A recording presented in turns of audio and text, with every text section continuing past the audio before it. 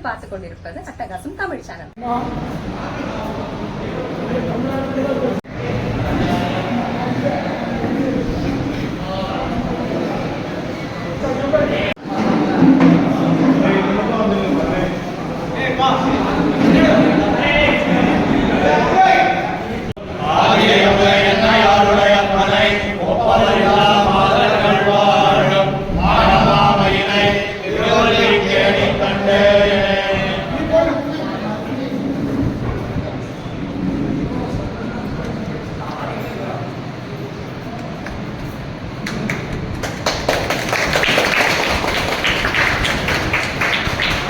நம்ம திருவள்ளிக்கேணியில் வாழ்ந்த மகாகவி பாரதியார் இந்த பக்கம் டெய்லி போவார்.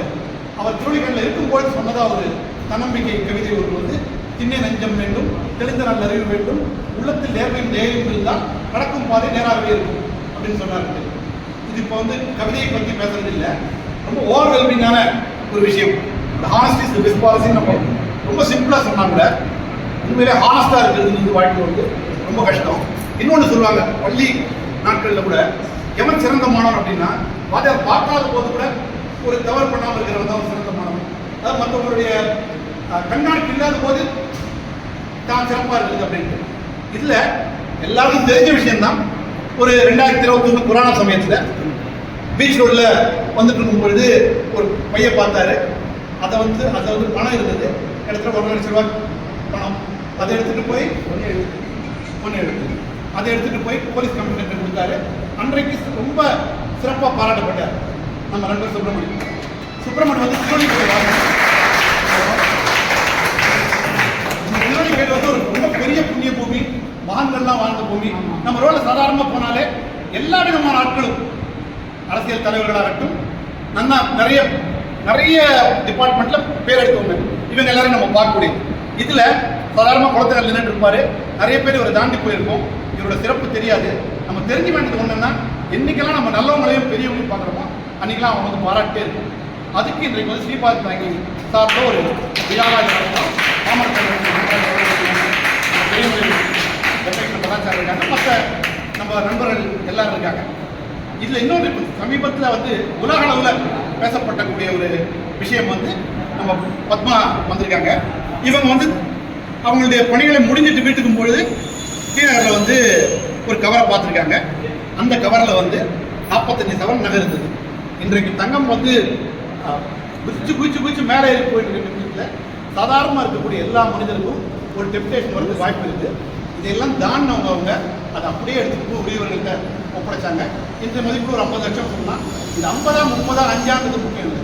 இவங்க பண்ண அந்த சிங்கிள் ஆக்ட் இது என்னன்னைக்கும் வந்து எல்லாத்தையும் விட அவங்க 30 அந்த வீடியோ பார்த்து பேசுகிறேன்.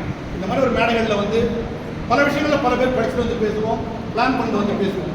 இது எதுவும் இல்லாமல் சுப்பிரமணியம் பேசுனதை தயவு செஞ்சு திரும்பி கேளுங்க.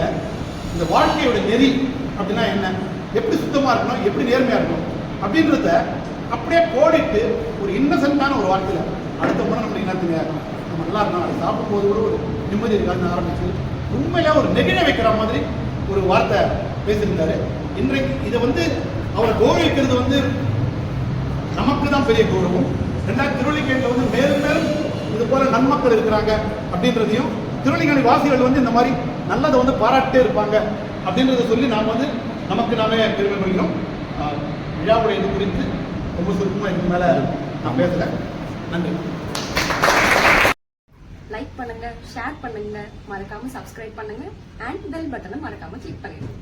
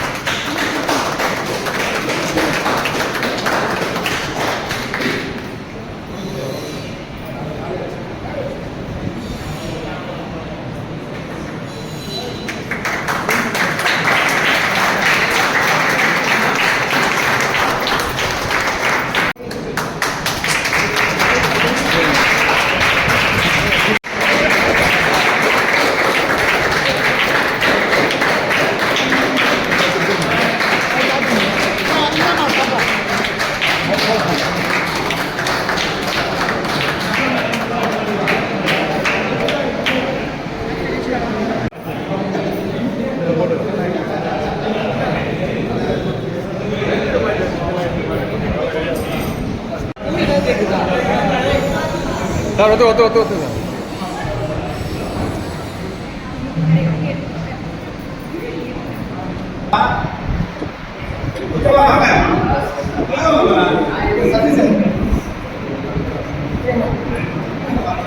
Masih.